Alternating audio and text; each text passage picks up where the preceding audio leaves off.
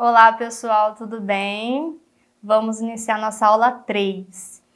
E hoje nossa conversa é sobre a propriedade das partículas e estruturas do solo. Nessa nossa imagem inicial, nós já podemos observar uma coisa do tipo de solo que nós estamos conversando e estudando. Este solo, vocês conseguem observar que a pessoa está ali realizando bolinhas, né? O que isso significa? Significa que esse solo, ele pode formar bolinhas. Ele tem uma propriedade que nós chamamos de propriedade plástica. Então, toda vez que você escuta essa palavra de propriedade plástica, nós estamos falando e conversando sobre a possibilidade de moldar um solo. Então, um solo que é moldável significa que ele tem ali um certo grau de plasticidade, beleza? Não se esqueça desse detalhe. A plasticidade está atrelada à propriedade de moldar o nosso solo. Por que é importante realizar uma análise visual e tátil? O primeiro, a primeira importância é a suposição de que você esteja ali em campo e você precisa a tomada de decisões em relação àquele solo sem necessitar de grandes testes, de grandes laboratórios. Você ali com o seu conhecimento teórico, você já consegue realizar algumas análises simples. Então, quando nós estamos falando de uma análise visual e tátil, é realmente uma análise com o mínimo possível de instrumentos. É uma análise ali de retirar um pedaço daquele solo e passar na mão, esfregar, observar a configuração, observar a textura daquele solo, adicionar um pouquinho de água, enfim, é uma análise muito simplista. E entra outro ponto, a importância. Uma vez que é simples, você consegue rapidamente identificar aquele solo. É claro que com bastante experiência prática e teórica, nós estamos falando aqui de dois ramos importantes. Do conhecimento teórico, porque através dele você consegue ter informações o suficiente para realizar essas análises, e também da prática. Você ali, conforme você vai realizando essa análise tátil visual ao longo dos anos, você tem uma bagagem de conhecimento. Então se torna algo até automático. Você observa aquele solo só por conta da colorimetria, por conta da coloração, você já consegue identificar mais ou menos a sua composição. Vocês já sabem que nós já conversamos a respeito da coloração escura. Coloração escura significa que aquele solo ali possui uma grande porcentagem de matéria orgânica. E também em relação à textura, à coloração, à composição, você consegue identificar através da estratificação desse solo. Outro ponto importante, que vai diretrizar, trazer uma direção para a utilização dos testes de laboratórios. Nós sabemos que os testes de laboratórios possuem um certo custo financeiro. Então, se você consegue identificar, realizar uma análise prévia, você já consegue direcionar quais são os testes que você deve realizar, que vocês, você e sua equipe, deve realizar para identificar melhor aquele solo. Então, identificando preliminarmente um solo, você consegue posteriormente direcionar para os testes de laboratório, beleza? Então, são assuntos que estão atrelados, é de extrema importância essa análise prévia, porque vai facilitar, vai ter um menor custo financeiro, uma vez que você conhece o solo e você já sabe quais são os testes necessários, e também em relação ao tempo, Você vai economizar um tempo sem realizar N testes desnecessários. Beleza? Além disso, um outro ponto importante, na verdade é uma desvantagem. É que, por ser uma análise tátil visual, é interessante que tenha essa bagagem de conhecimento, porque senão é realizado ali um ensaio, um teste, uma análise que possui ali uma taxa, uma margem de erro, uma vez que é uma análise bastante subjetiva. Então, pode ser que uma mesma pessoa, pessoas diferentes em um mesmo solo, tenha análises diferentes. Por isso que é importante, se possível, mais do que uma pessoa de uma mesma equipe, realizar uma análise daquele solo para entrar em concordância em relação ao tipo do solo, beleza? Dito isso, vamos entrar propriamente dito em todas essas análises que nós vamos conversar agora. Tato. Bom, análise tátil, né? Esfregue uma parte do solo com a mão e observe a textura.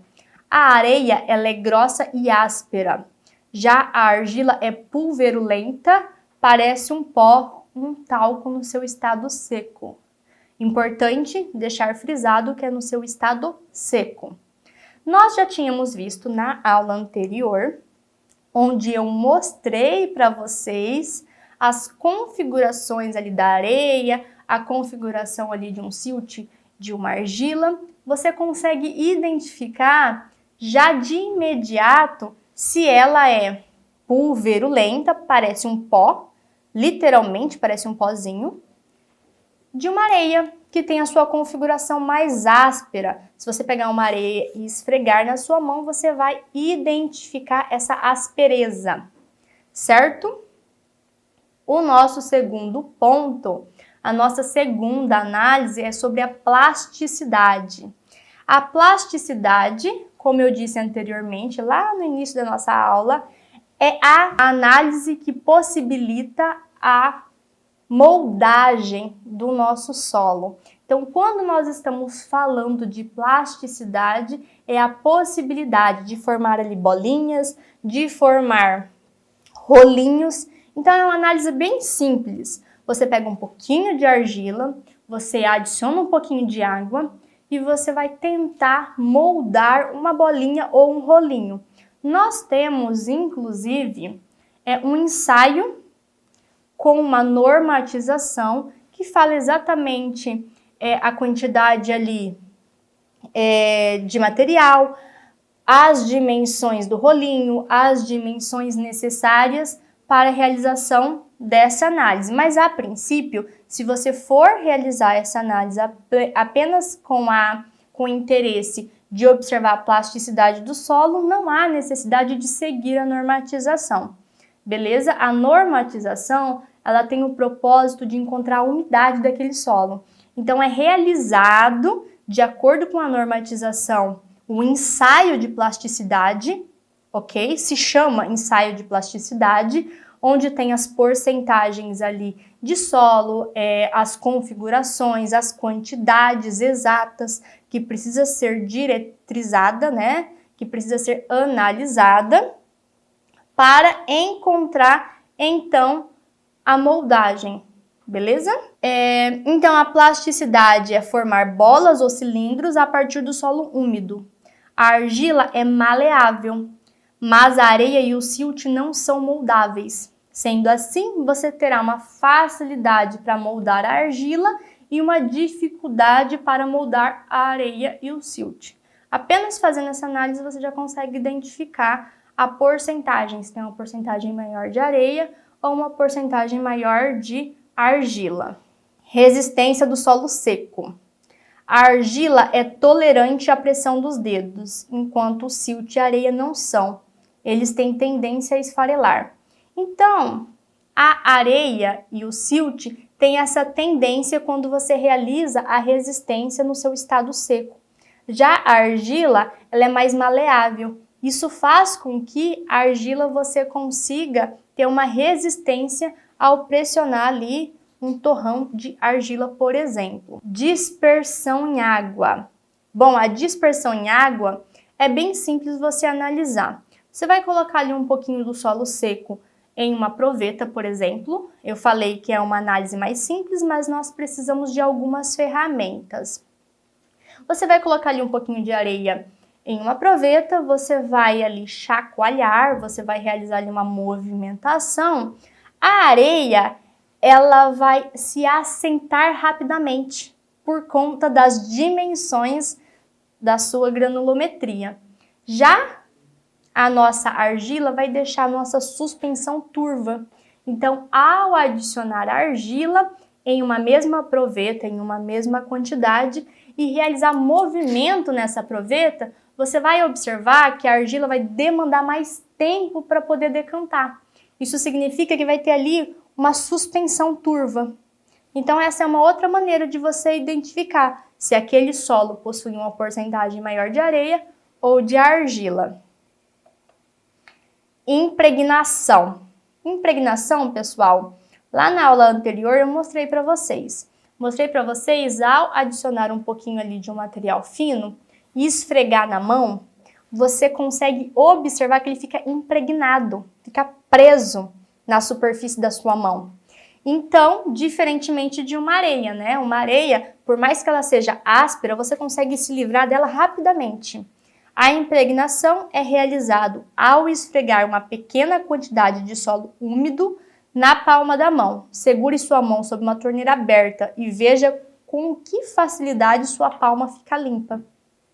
Os solos finos, como a argila, por exemplo, é difícil de sair e mancha a pele com mais facilidade do que a areia. Beleza? Um teste simples, que precisa ali apenas do material e de um pouco de água. Nós temos também a dilatância. O que a dilatância mede? A dilatância, os testes de dilatação, fornecem informações a respeito da taxa de movimento da água no solo. Como que nós vamos medir, mensurar essa taxa? Muito simples.